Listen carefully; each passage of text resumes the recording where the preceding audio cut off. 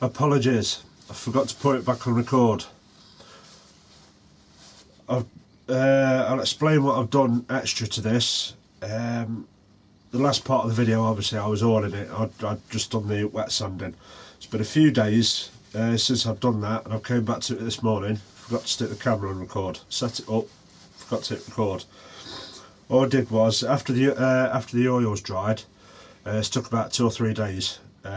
Well, it hasn't took that time. It's been 2 or 3 days since I've been at it. You need to denib, otherwise you'll have a bit of a rough texture. You need to buff the oil up a little bit. So all I did was I got a bit of dry rag. I didn't use sandpaper or anything like that, because quite a few, there's horses for courses. Everyone's got a different way of doing it.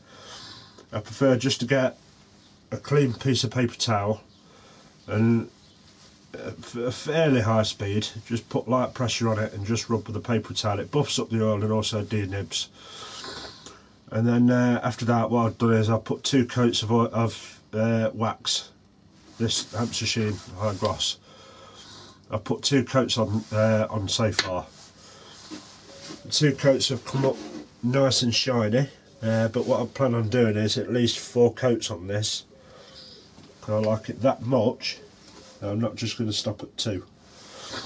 So I'm going to stick 4 coats on it, and I'm going to show you the process that I go through now to put the wax on. Obviously I'm not going to be able to show you both sides, the inside and the back at the same time, so what I'll do is the first coat I'll do it in this orientation, and then the second, well, the third coat I'll do it like this, and the 4th coat I'll do it from above so you can see behind. Pretty much the same deal anyway.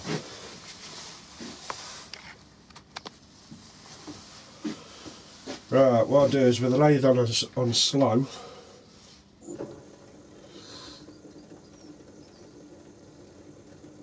I'm running at about 180 RPM, something like that. But basically, if your lathe does 500 RPM minimum, which on average they are about 500, aren't they, somewhere around there. And obviously just run at 500 or do it by hand. What I do is I get a liberal amount. I'll just start from the centre. It's just to get an even coat, that's all. And you just put in light pressure. Careful the lines, you don't want to smear a load in the lines. I tend to not actually, tend to try and not put any wax inside the lines anyway. And then when I come to buff it off, or rub it round by hand, I put a little bit in then. But with the lathe turning, obviously it fills up very quick. I'll just get some more because I ran out on the rag. Paper towel. Don't use a rag. Now I've got me an even coat. What I do is I stop it and I just go round by hand. I just go round in circular motions. Now this stuff, this Hampshire Sheen, dries very quick, so you might need to just put a little bit more on your towel. So yeah, that's it. So you're going round in circles, a bit like a French polish motion.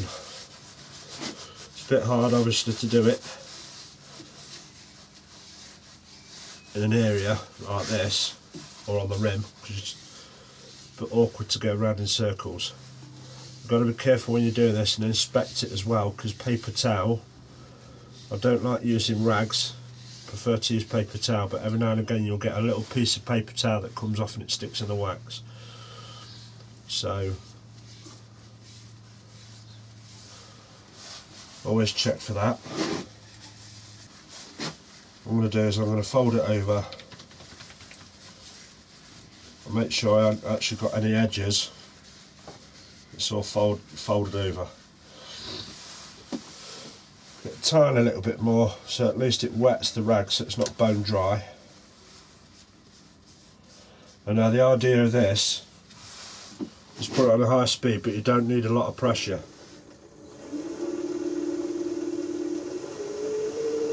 You don't need it too high either, too high a speed. I find about 600 is perfect for buffing. with a paper rag anyway.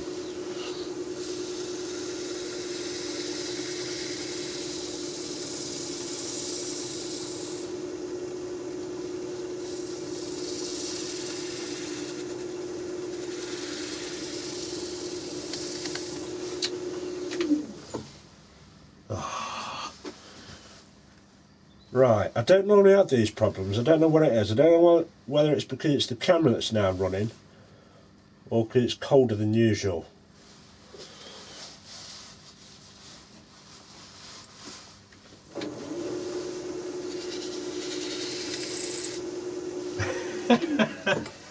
It's just not my morning.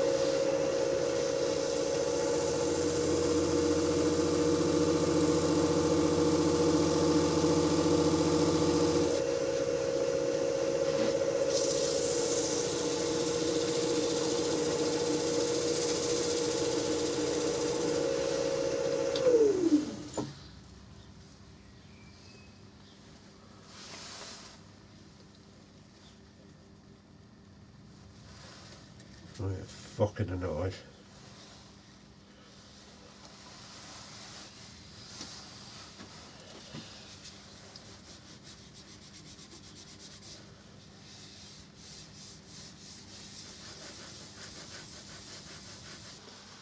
Right, now for the coat that you can see on this side, because it's a little bit more space constricted. I'm going to use the same paper towel that I used to buff up, just to apply more wax at slow speed.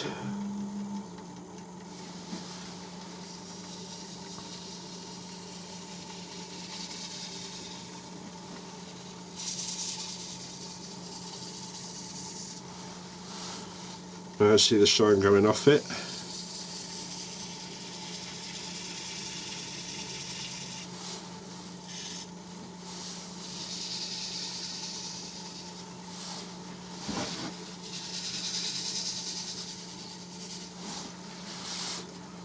A tiny bit more.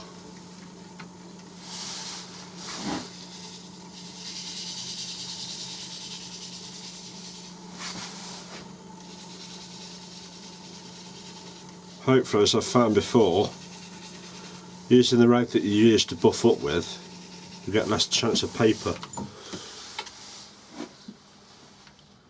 Get less chance of paper stuck in it. These little bits are just little bits of wax.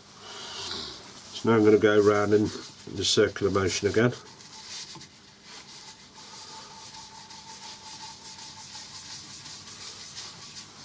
Goes very dry, very quick, this stuff, which is not a bad thing.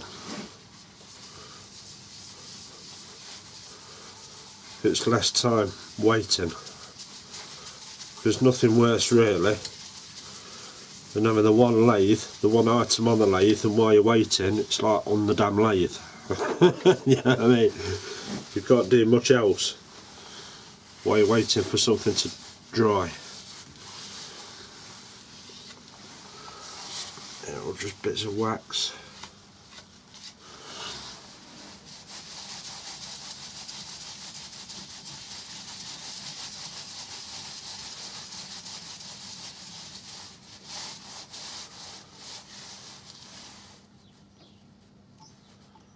A bit of paper there.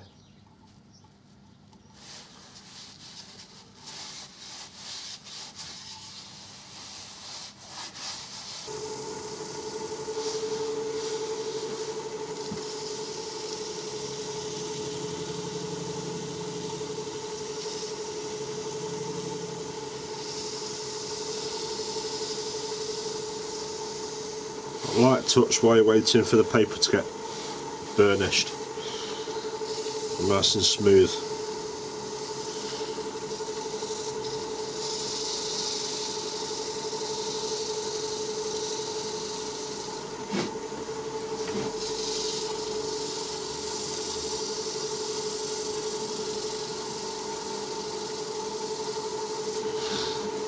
Da da da da da da da da da da da da da da.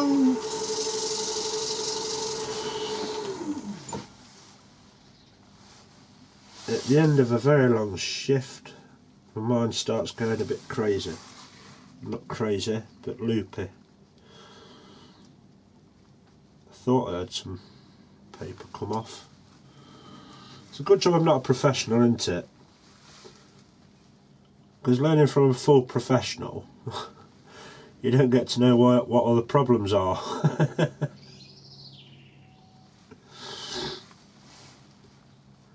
Oh dear me.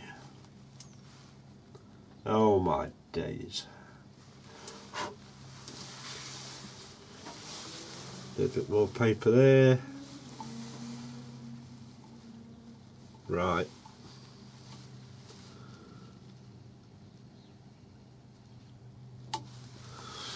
Right, that's the paper off.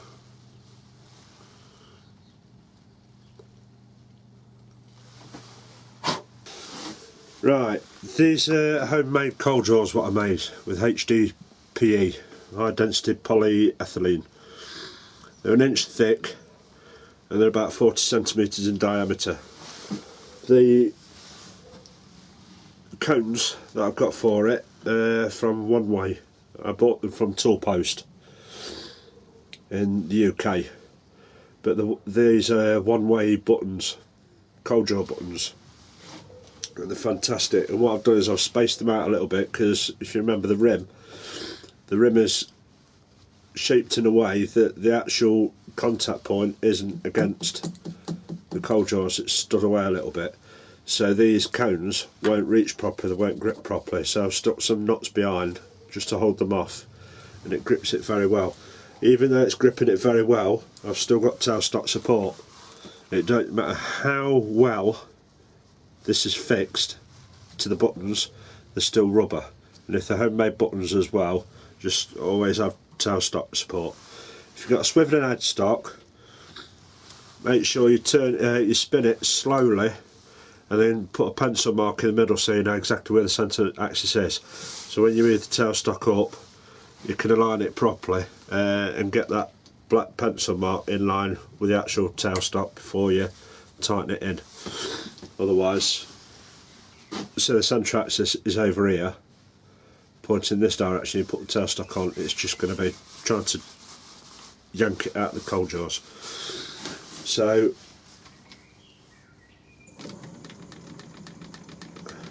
that's as close as I can get it. You can still hear a little bit of creaking, but what I'm going to do is I'm going to turn the tenon off now. I've got the tailstock support on, I've got a fair bit of pressure, not massive, you don't want to put massive pressure on it, otherwise all you're doing is you're just forcing the rim against metal or HDPE, you could damage it quite a bit. So this is me showing you how I take the feet off, or tenons off the pieces. Right, I've got it at this angle because obviously over there the tailstock's going to be in the way, so you're not going to be able to see it. I'm working down here, so my body's going to be blocking it, or the tailstock, so that's why you're up there pointing down. So sorry about the weird angle. You need a sharp tool, and you're not working to the side like you normally would do if you was hollowing out. You're shear scraping towards, and you're pushing in all the time, so you're pushing the piece towards the coal jaws. If you're going away like that, especially if you haven't got tailstock support, you could yank it off the coal jaws. So I'm going to speed it up a little bit because that's only on 200.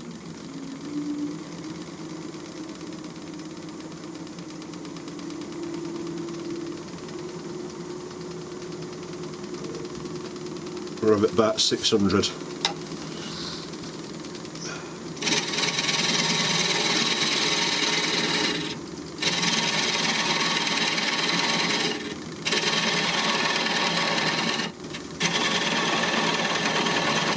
The whole idea is to take that tenon off, get everything down as smooth as possible and leave that nub in the middle, and then get rid of the nub afterwards at a slower speed.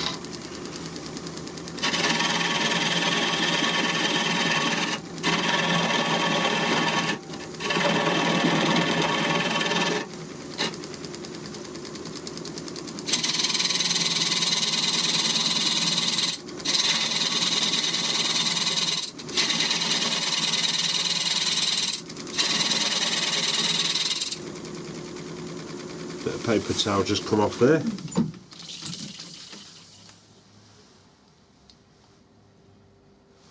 So that piece, that's now loose now, look. That's what I mean about tailstock support.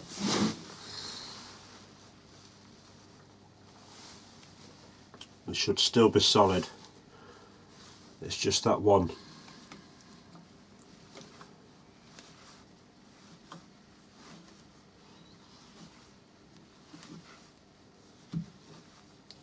Yeah, it's just that one.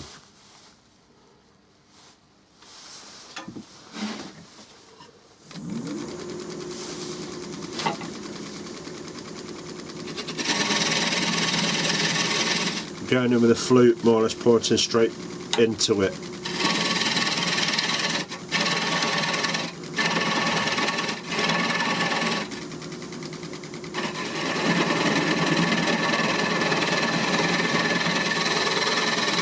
I'll leave the knob fairly fat until I've got everything else fairly smooth. Don't like the sound of that. Might just be the paper, yeah, I think it's this paper towel on the bed. Or flapping about somewhere.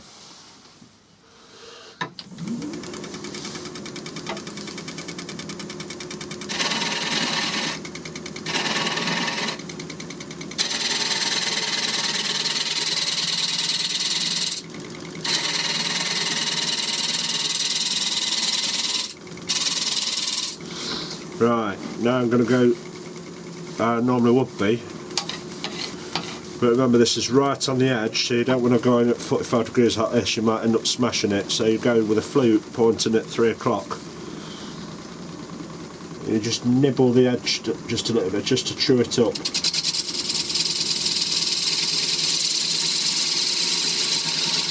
Just a very light cut.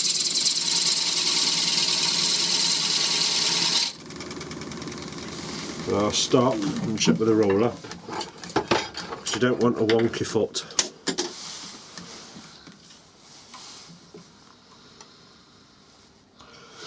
Right, I need to use the scraper, negative rate scraper.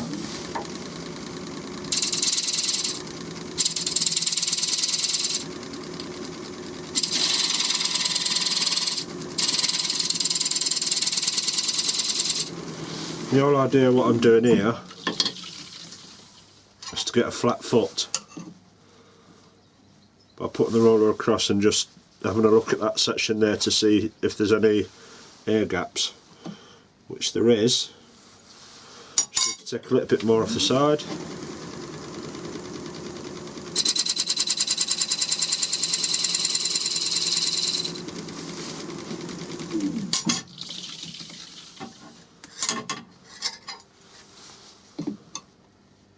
Perfect. Now, with light cups, I'll start to hollow that out. Be mindful of that foot. You've still got to go with the flute at about 3 o'clock.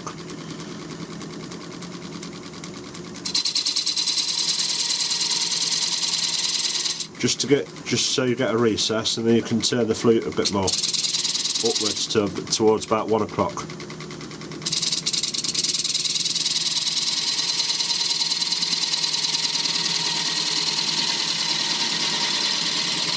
And riding the bevel.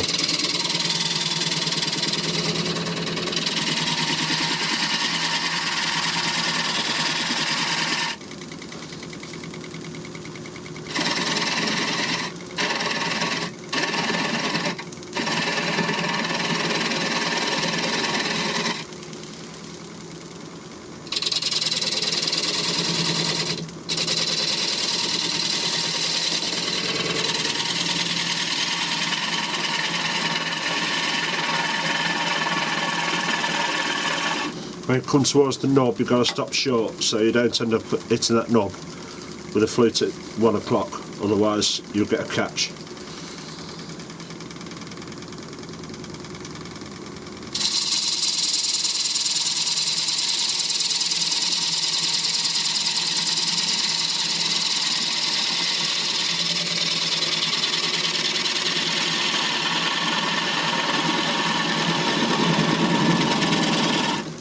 Either stop short, or you turn the flute so it's at 3 o'clock again as you're coming up close to that knob.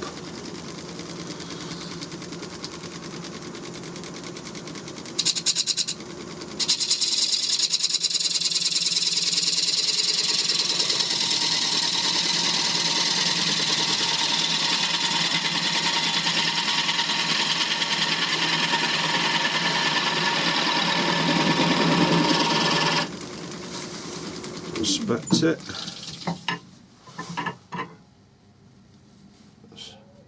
Got a bit of a ridge in the middle.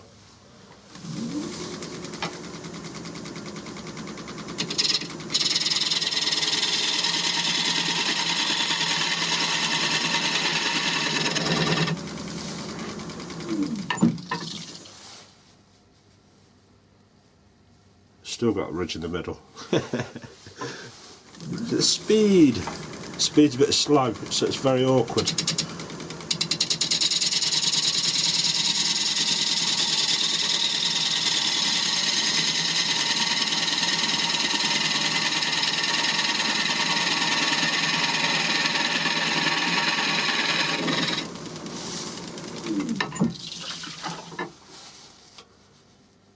That's it. That's nice. Now I've got that smooth, I'm going to start working away at that knob again. In fact, I need something a bit smaller. With the spindle gouge.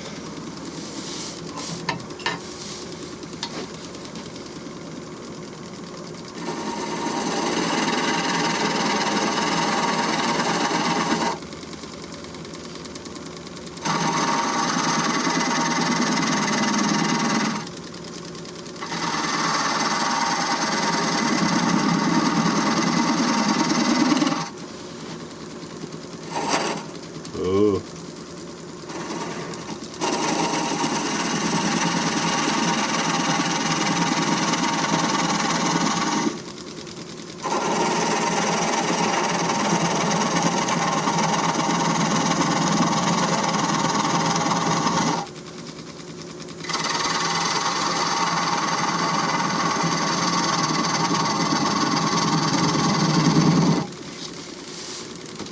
And then what I do, now that knob's right down, I'll be brave.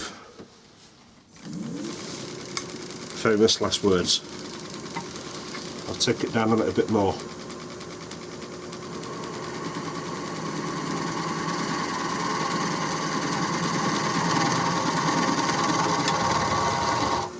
Being careful of the corner. Being careful of the corner of your spindle gouge, they don't touch the actual base.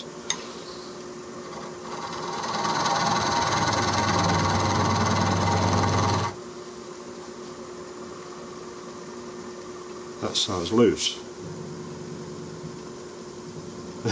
It snapped. Right, I think I've been lucky. That's the reason why I use the cones and not just straight bungs.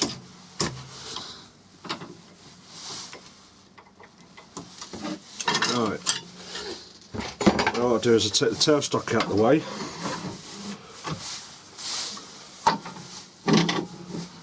But I'm confident with this one it's not going to come off.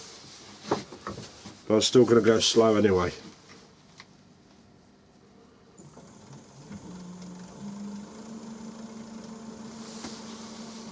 It's about 300 and odd. In fact, I'll go with the bowl gouge now because the tailstock isn't in the way. Tool rest down.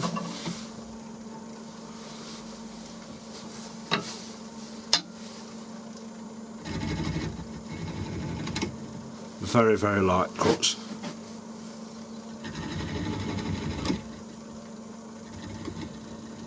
So I can hear it creaking.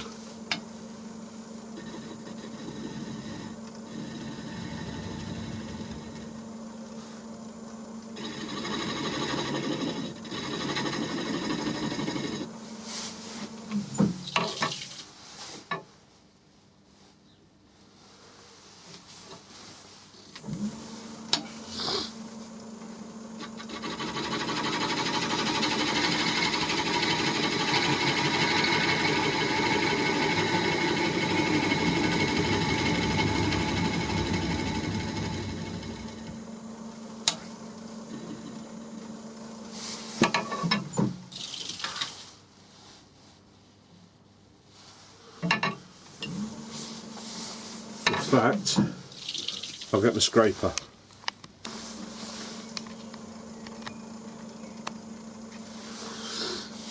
Right, spin it up a little bit.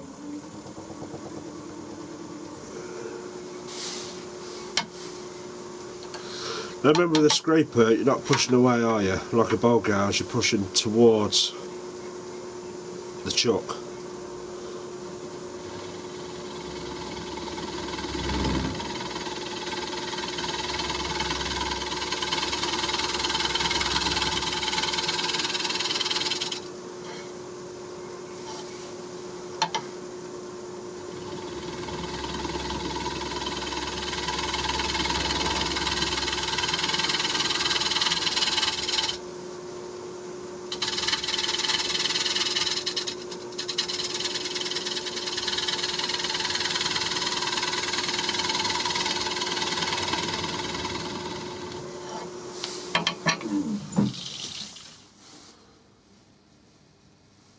That's nice, now it's on to sanding. Brush. And now what I'll do is I'll get the methylated spirits and a rag, paper towel, I always call it a rag.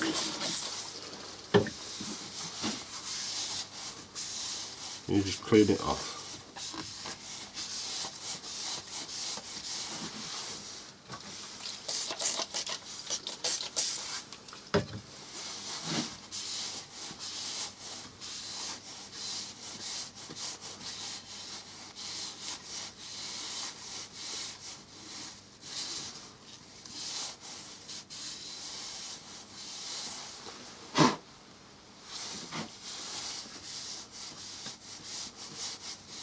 I'll wait for that to evaporate off and then I'll just put some sealer on the bottom, some cellulose sealer.